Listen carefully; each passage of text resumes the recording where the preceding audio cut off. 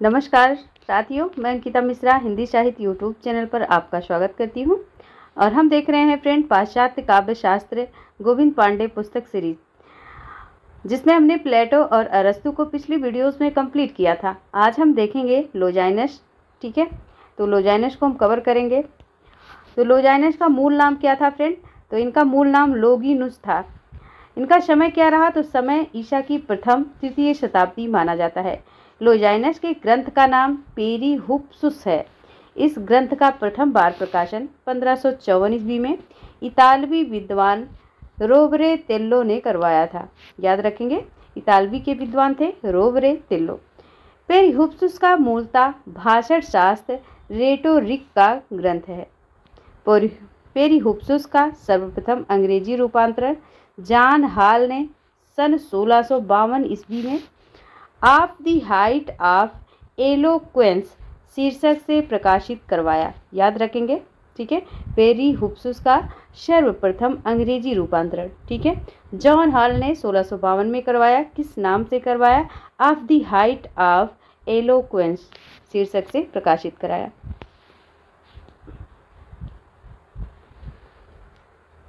Saint सबरी ने of the height of eloquence के लिए उदात्त शब्द का प्रयोग किया।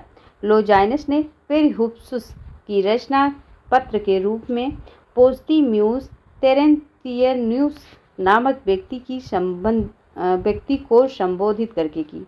ठीक है, उदात्त का निरूपण सर्वप्रथम केकीलुइस नामक व्यक्ति ने किया था। लोजाइनस से पूर्व होरेस आर्स पोएटिका नामक ग्रंथ को पत्र के रूप में लिखा गया था। लोजाइनस के पेरीहुप्सुस में अध्याय अनुसार निरूपित विषयों की तालिका का प्रकार है। ठीक है, तो क्या समझे आप? सेंट सबरी ने of the height of eloquence के लिए उदात्त शब्द का प्रयोग किया। आपसे पूछा जा सकता है उदात्त शब्द का सर्वप्रथम प्रयोग किसने किया? तो याद रखेंगे, लोजाइनस ने पेरीहुप्सुस की रचना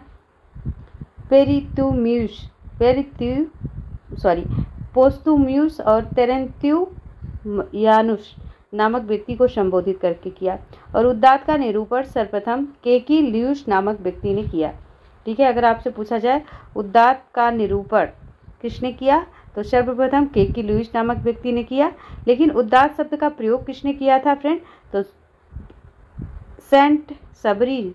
ठीक है, सेंट सबरी ने of the height of eloquence के लिए उदात्त शब्द का प्रयोग किया था। लेकिन निरूपण किसने किया? तो केकीलुइस ने किया। लोजाइनस से पूर्व होरेस ने आर्स पोएटिका नामक ग्रंथ को पत्र के रूप में लिखा था। लोजाइनस पेरीहुप्सुस में अध्याय अनुसार निरूपित विषयों की तालिका है। तो आइए इस तालिका को देखेंगे। ये देखिए तालिका है, मतलब किस चैप्टर में या किस अध्याय में क्या क्या दिया गया है। तो 1 से 7 अध्याय में देखिए क्या दिया गया। ग्रंथ का प्रयोजन है, उदात्त की परिभाषा है, कतिपय दोषों का विवेचन है, उदात्त के 5 स्रोतों का निर्देश है, उसमें विचार की गरिमा व भाव की प्रबलता का निरूपण है। 16 से लेकर 19 तक देखिए अलंकारों का निरूपण है। 30 से 38 तक देखिए शब्द है, रूप है, बिंब है आदि का निरूपण है। 39 से 40 रचना की भव्यता का निरूपण है और 41 से 43 तक के अध्याय में दृष्टि भेद उदात्त विरोधी अन्य दोषों की चर्चा की गई है। 44 में यूनान के नैतिक साहित्य के हास कारणों का संधान है। ओके, आगे देखिए। अब लोजाइनस के संबंध में देखिए विद्वानों के क्या अभिमत रहे हैं। तो एक तरफ विद्वान है फ्रेंड और एक तरफ अभिमत है उनके। सेंट सबरी ने लोजाइनस के बारे में क्या अभिमत दिया? उनकी आलोचना का प्रकार शुद्ध सौंदर्यवादी है और उसमें भी सर्वोत्कृष्ट है। डेविड डेचेज ने क्या दिया? उदात्त प्रथम भावात्मक साहित्य का सिद्धांत है। स्कॉट जेम्स ने क्या कहा कि लोजाइनस प्रथम स्वच्छंदतावादी आलोचक हैं। एलन टेट ने क्या कहा? लोजाइनस अपूर्ण होते हुए भी प्रथम साहित्यिक आलोचक हैं। विश्व सेट एवं क्लिथ बुक्स ने क्या कहा? पेरीहुप्सुस एक साधारण लेख है। ठीक है, पेरीहुप्सुस एक साधारण लेख है। नेक्स्ट देखिए, एब्रमस ने क्या कहा, साहित्य के उत्तरवर्ती अध्येताओं की दृष्टि में यदि अरस्तु व्यवस्था प्रेमी हैं तो होरेस सांसारिक और भाषण शास्त्र क्षुद्र हैं, तो लोजाइनस जीवंत और आधुनिक हैं। ये कौन कह रहे हैं, एब्रमस ने कह रहे हैं। ठीक है,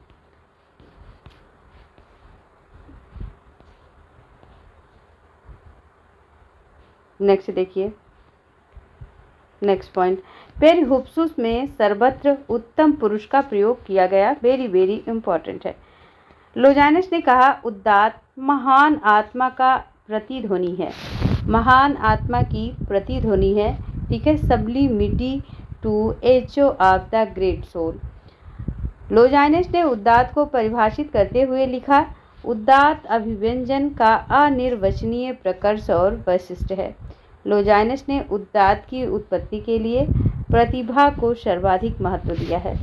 लोजाइनस के अनुसार उदात्त का कार्य अनुनयन नहीं बल्कि सम्मोहन या लोकोत्तर और आहाद है। ठीक है, अनुनयन मतलब प्रेस्यूचेशन, ठीक है, पर सिचुएशन, या फिर सम्मोहन का इंस्ट्रूमेंट और आहाद का ट्रांसपोर्ट। ठीक है, अब देखिए लोजाइनस के 5 उदात्त के स्रोत माने हैं, कौन कौन से हैं। देखिए, पहला है महान विचारों की उद्भावना की क्षमता, महान विचारों की उद्भावना की क्षमता। दूसरा है प्रबल एवं अंतःप्रेरित भाव। तीसरा है अलंकारों का समुचित प्रयोग। चौथा है भव्य पद योजना, इसमें शब्द चयन और बिंब विधान, शैलीगत परिष्कार और अंतर्भूत हैं।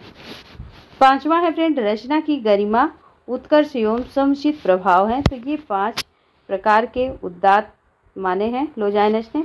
अब देखते हैं लोजाइनस उदात्त के 3 अवरोधक मानते हैं, कौन कौन से हैं। तो लोजाइनस उदात्त के 3 अवरोधक मानते हैं, शब्दा आडंबर, बालिस्ता और भावा आडंबर। भावा आडंबर मतलब अस्थानस्य अनपेक्षित और अनुचित भाव तेरी भावाडंबर। ठीक है, तो ये थे फ्रेंड लोजाइनस। लोजाइनस को आप 1 से 2 बार देखिएगा। अब हम आते हैं जॉन ड्राइडन पर। जॉन ड्राइडन को देखिए, ये कवि एवं नाटककार थे। इनकी प्रमुख कृति ऑफ ड्रामेटी पोएजी नाट्य काव्य 1668 है। ठीक है, ड्रामेट्री पोएट्री आप याद रखेंगे या पोएजी। ठीक है, जॉन ड्राइडन क्या थे, ये पाश्चात्य के नाटककार थे। ठीक है,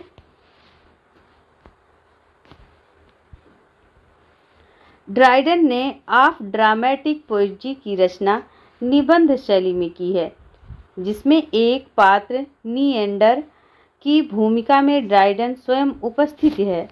ड्राइडन ने नाटक को मानव प्रकृति, यथातथ्य और जीवंत प्रतिबिंब माना है।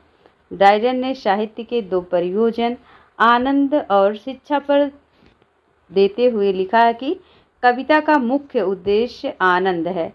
आनंद के माध्यम से शिक्षा को कविता का साध्य बनाया जा सकता है। ठीक है, तो ड्राइडन क्या थे फ्रेंड, जॉन ड्राइडन आपने देखा ये पाश्चात्य नाटककार हैं। ठीक है, और इनकी प्रमुख कृति क्या है, तो ऑफ ड्रामेटी पोएट्री नाट्य काव्य है इनका 1668 ईस्वी का। और जॉन ड्राइडन आधुनिक अंग्रेजी गद्य और आलोचना दोनों का जनक माना जाता है। जॉन ड्राइडन को आधुनिक हिंदी गद्य और आलोचना याद रखेंगे।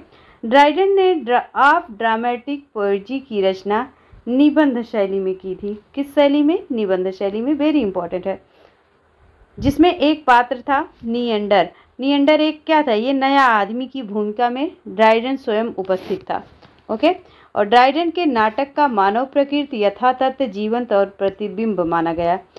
ड्राइडन ने साहित्य के 2 प्रयोजन बताए, आनंद और शिक्षा पर जोर देते हुए लिखा कि कविता का मुख्य उद्देश्य क्या है, आनंद। आनंद के माध्यम से शिक्षा को कविता का साध्य बनाया जा सकता है। और ड्राइडन ने क्या कहा, ड्राइडन ने काव्य सृजन में प्रतिभा को सर्वाधिक महत्व देते हुए लिखा कि उचित प्रतिभा प्रकृति का वरदान है। ये स्टेटमेंट आप याद रखेंगे, उचित प्रतिभा प्रकृति का वरदान है। ठीक है, अब आइए देखेंगे किसको, विलियम वर्डवर्थ को।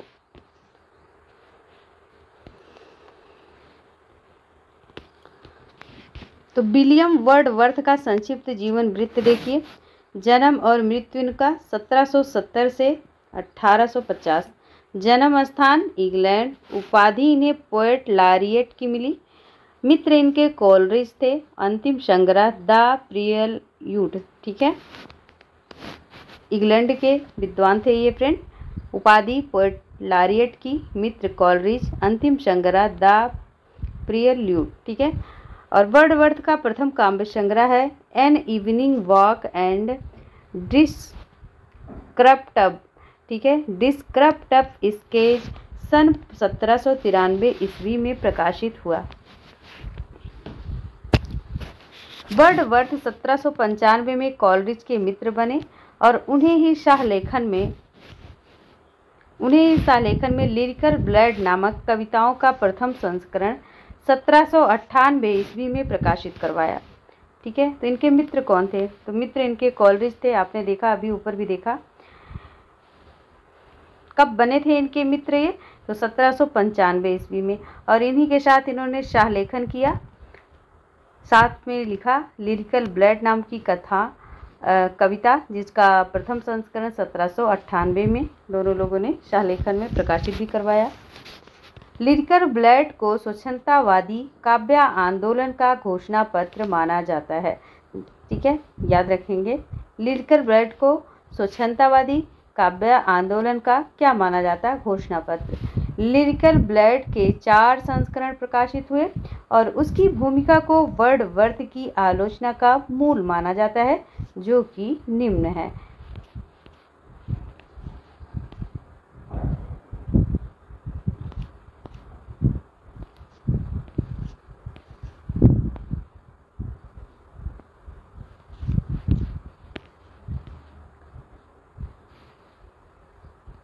तो ये हैं फ्रेंड 4 संस्करण लिरिकल ब्लड के और भूमिका के शीर्षक हैं। तो प्रथम संस्करण कब हुआ? 1798 में। किसकी भूमिका में? एडवर्टिजमेंट के। द्वितीय संस्करण 1800 में। किसकी भूमिका में? ग्रिफिथ के। तृतीय संस्करण 1802 में, ग्रिफिथ की भूमिका में। चतुर्थ 1815 में, ग्रिफिथ की भूमिका में। तो सिर्फ पहला संस्करण इनका 1798 में एडवर्टिजमेंट की भूमिका में था। ठीक है, बाकी सब ग्रिफिथ ने करवाया था। आगे देखिए, वर्डवर्थ ने कविता को परिभाषित करते हुए लिखा, कविता प्रबल भावों का सहज उच्छलन है। कविता क्या है? प्रबल भावों का सहज उच्छलन है।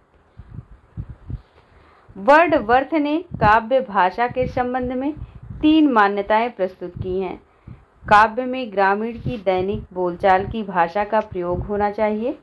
काव्य और गद्य की भाषा में कोई तात्विक भेद नहीं है। प्राचीन कवियों का भावोद्वेग जितना सहज था, उतनी भाषा ही सरल थी।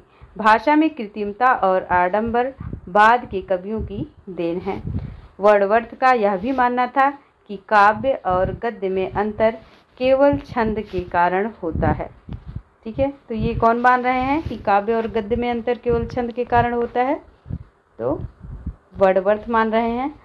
स्वच्छंदतावादी थे ये फ्रेंड। ठीक है, स्वच्छंद काव्यधारा के थे। आगे देखिए, सैमुअल टेलर कोलरिज। और कोलरिज किसके मित्र थे? तो कोलरिज किसके मित्र थे?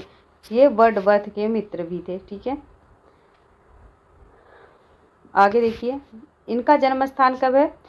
तो जन्म इनका और मृत्यु 1772 से 1834 में। जन्म स्थान इनका भी इंग्लैंड।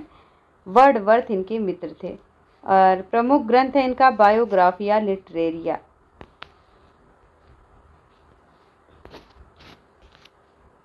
कोलरिज के अन्य महत्वपूर्ण गद्य विधाएं निम्न हैं। The friend 1817, aid to reflection 1825, church and state 1830, confessions of an inquiring spirit ठीक है, ये 1840 ईस्वी।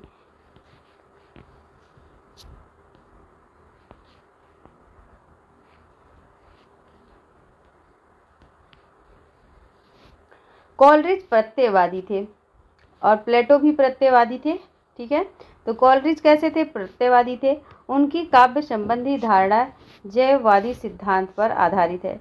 कोलरिज के अनुसार कविता रचना का वह प्रकार है जो वैज्ञानिक कवियों से इस अर्थ में भिन्न है कि उसका तात्कालिक प्रयोजन आनंद है, सत्य नहीं, और रचना के अन्य सभी प्रकार से उसका यह अंतर यह है कि संपूर्ण से ही वह आनंद प्राप्त होना चाहिए, उसके प्रत्येक अवयव से प्राप्त होने वाली स्पष्ट संतुष्टि के अनुरूप हो। ठीक है, आइए देखते हैं कोलरिज प्रतिभा और प्रज्ञा में क्या अंतर बताएं।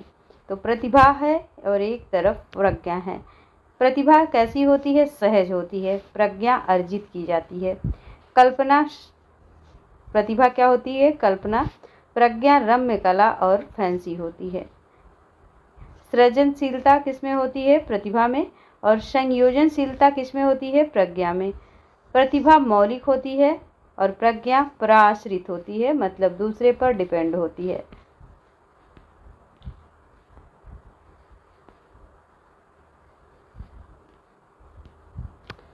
कोलरिज का भाषा संबंधी विचार देखिए। भाषा मानव का, एक मिनट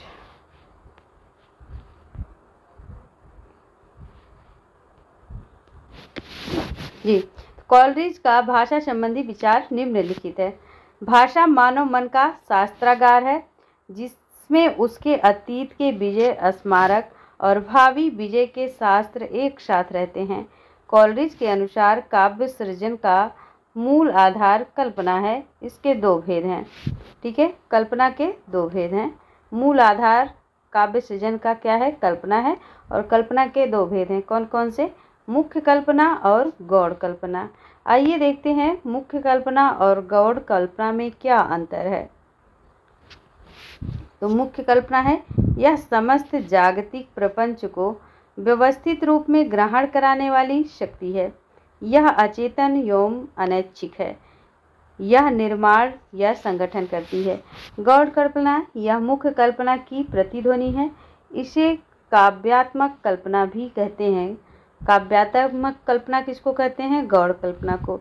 यह चेतन और ऐच्छिक है। अचेतन अनैच्छिक कौन है? तो मुख्य कल्पना है।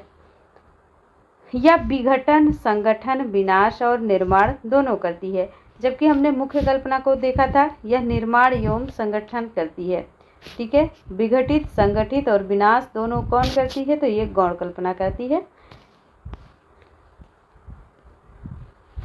कोलरिज ने कल्पना के संबंध में लिखा है, इसमें संश्लेषात्मक तथा जादुई शक्ति होती है जो विरोधी या विश्ववादी धर्मों में संतुलन स्थापित करती है। ठीक है,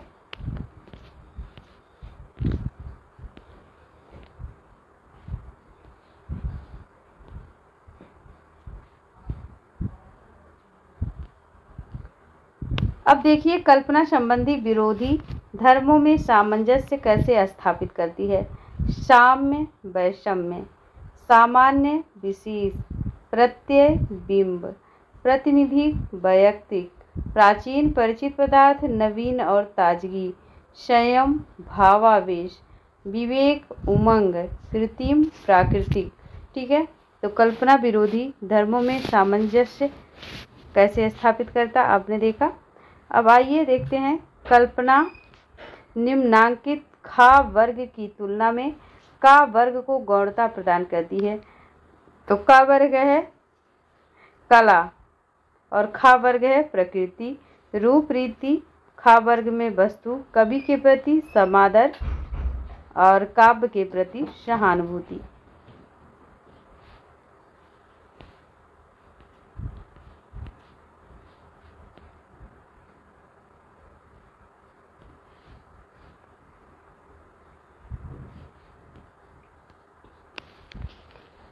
इमेजिनेशन शब्द की उत्पत्ति किस भाषा से हुई? तो लैटिन भाषा के इमजिनातियो से हुई है, जिसका हिंदी रूपांतरण है कल्पना। इमेजिन का मतलब ही कल्पना होता है, ये लैटिन भाषा का शब्द है और इमाजिनातियो से इनकी उत्पत्ति हुई, जिसका हिंदी रूपांतरण क्या है, कल्पना है। फैंसी शब्द की उत्पत्ति ग्रीक के फांताशिया शब्द से हुई, जिसका हिंदी रूपांतरण है रम्य कल्पना या ललित कल्पना। फैंसी का मतलब, रम्य कल्पना का मतलब जो मानव मेड है, ठीक है, जो मानव की कल्पना द्वारा बनाया जाता है, ठीक है। रम्य कल्पना की निम्नांकित विशेषताएं हैं। यह देश काल के बंधन से मुक्त एक प्रकार की स्मृति मात्र है। यह इच्छा शक्ति से संचालित एवं रूपांतरित होती है। यह अपने उपयोग की सामग्री साहचर्य नियम से ग्रहण करती है। इसका उपयोज्य सामग्री स्थिर तथा सुनिश्चित होती है। कोलरिज ने कल्पना और रम्य कला में निम्न अंतर रेखांकित किया है। तो चलिए देखिए कल्पना और रम्य कला। कल्पना यह बिंबों को विगलित नए रूप में परिवर्तित करती है, जबकि रम्य कल्पना यह बिंबों को सिर्फ पास पास रख देती है, कोई परिवर्तन नहीं होता है। कल्पना अंतःप्रेरणा प्रत्यक्ष आदि से सामग्री ग्रहण करती है। रम्य कल्पना यह प्रधानतया स्मृति से सामग्री ग्रहण करती है। कल्पना यह जैव कार्य पद्धति पर आधारित है, जबकि रम्य कल्पना यह यांत्रिक कार्य पद्धति पर आधारित है। यह प्रतिभा की उपज है और यह प्रज्ञा की उपज है, ठीक है।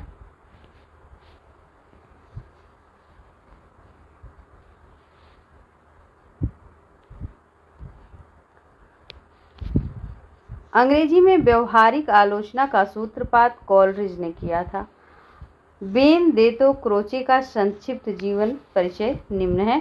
तो बेनेदेत्तो क्रोचे को आज देखें कि कल देखें, एक सेकंड हम देख लेते हैं कितने पेज हैं, फिर हम बताते हैं आपको। तो फ्रेंड अभी लगभग 25 पेजेस हैं, ठीक है। पेजेस का मतलब PDF पेजेस, तो लॉन्ग जाएगा, ठीक है। तो थोड़ा थोड़ा देखेंगे, नहीं तो दिमाग से स्किप भी हो सकता है। तो थोड़ा थोड़ा पढ़ते जाइए। जैसे आज हमने देखा किसको, कोलरिज को देखा, ठीक है, सैमुअल कोलरिज को देखा, वर्डवर्थ को देखा, और किसको देखा था, जॉन ड्राइडेन को देखा था ना, और लोंजाइनस को देखा था। तो इतने लोगों को हमने आज देखा है। इसके बाद हम कल देखेंगे। कल हम बेनेदेत्तो क्रोचे से शुरू करेंगे। तो आज के लिए इतना ही फ्रेंड, ठीक है, मिलते हैं कल। और जो भी हमारे फ्रेंड चैनल पर नए हैं, चैनल को सब्सक्राइब ज़रूर कर दीजिए, लाइक शेयर कीजिए, कमेंट भी कीजिए। और इसके बाद आप क्या बुक पढ़ना चाहते हैं, मैंने पिछली वीडियोस में भी पूछा था और फिर मैं रिपीट कर रही हूँ। कौन सी बुक पढ़ना चाहते हैं कि आप प्रैक्टिस सेट चाहिए, कौन सा प्रैक्टिस सेट करवाएं, आप ज़रूर कमेंट के माध्यम से बताएं। तो thanks for watching this channel friend, thank you again.